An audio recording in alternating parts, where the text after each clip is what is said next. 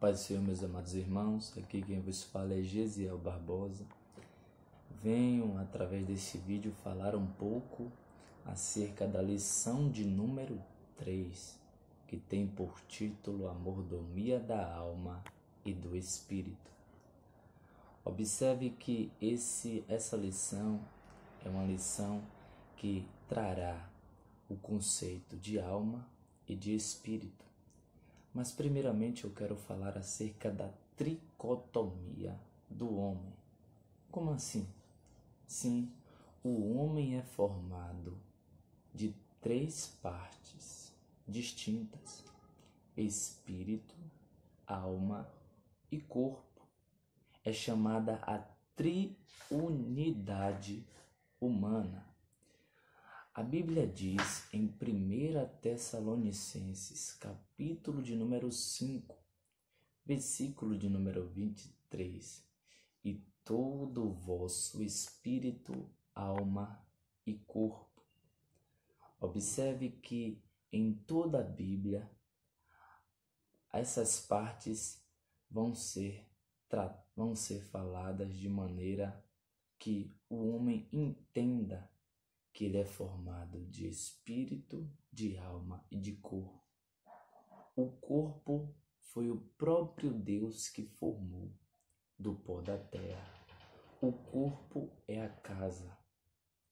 A Bíblia diz que quando Deus formou o homem do pó da terra, o homem não foi formado e logo se levantou, não.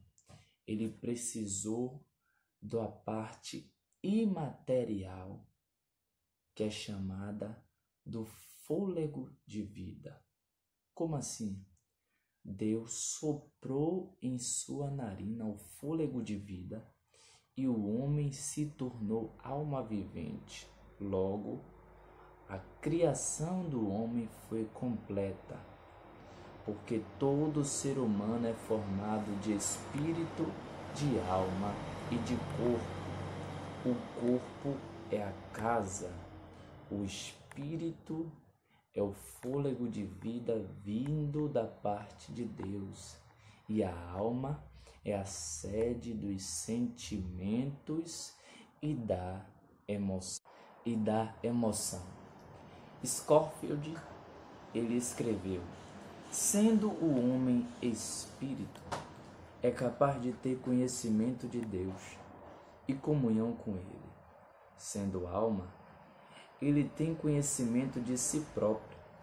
Sendo corpo, tem, através dos sentidos, conhecimento do mundo.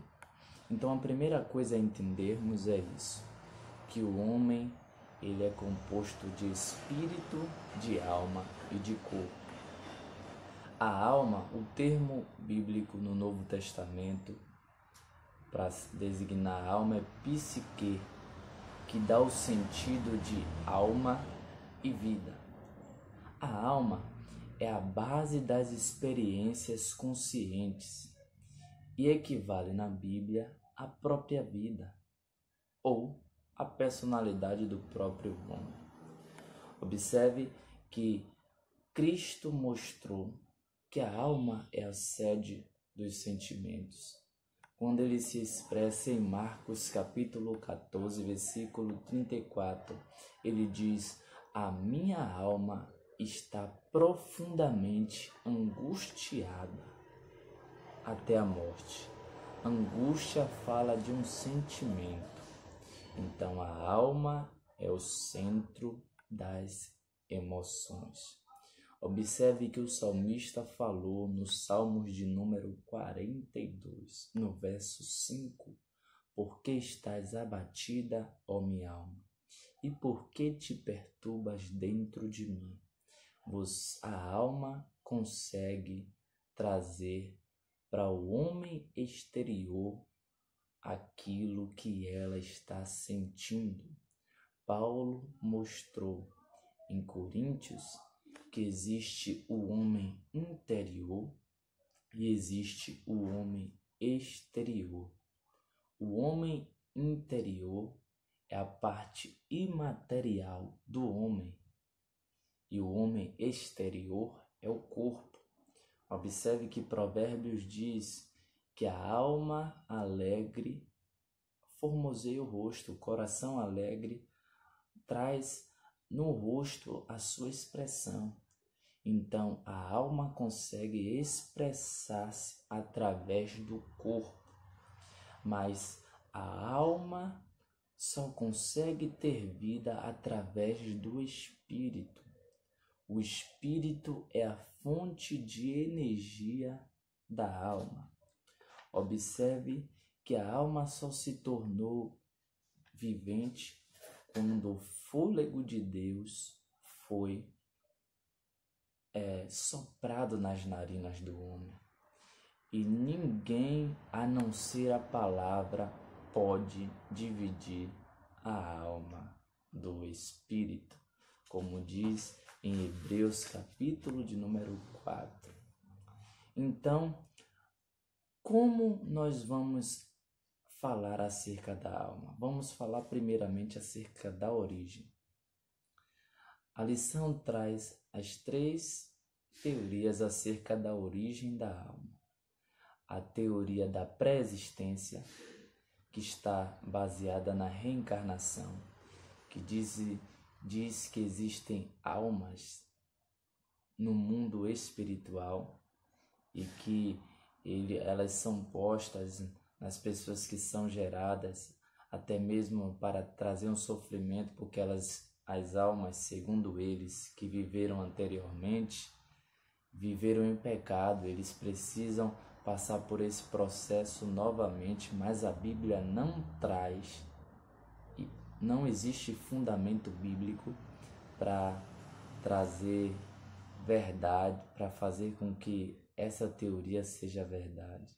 Essa teoria é uma heresia que os espíritas acreditam. Existe a teoria do criacionismo, que diz que Deus, todos os dias, diariamente, ele cria almas para trazer aos corpos que estão nascendo diariamente. Mas também essa teoria não tem base bíblica. A teoria que observamos que se tem base bíblica é a teoria participativa. No livro Conhecendo as Escrituras, traz acerca dessa teoria. A origem da alma pode explicar-se pela cooperação tanto do Criador como dos pais. No princípio de uma nova vida, a divina criação e o uso criativo de meios agem em cooperação.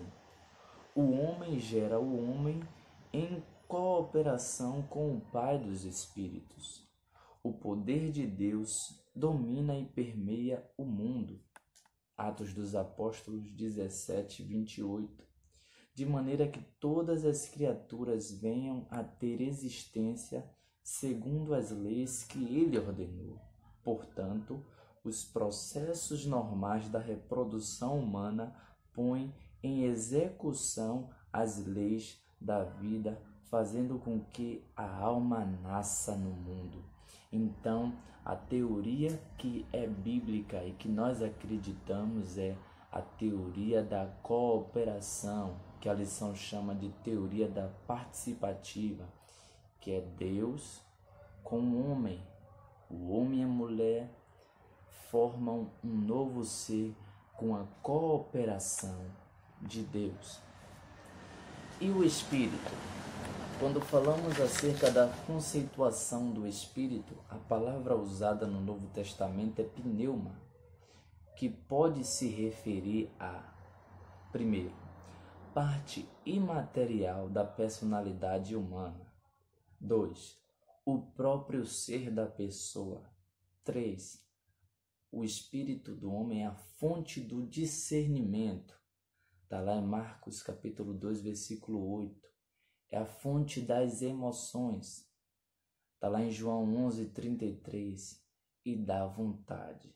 Assim, o espírito, quando ele está regenerado e submetido a Cristo, torna-se sensível ao Espírito Santo e é capaz de manifestar o fruto do Espírito, as virtudes do reino.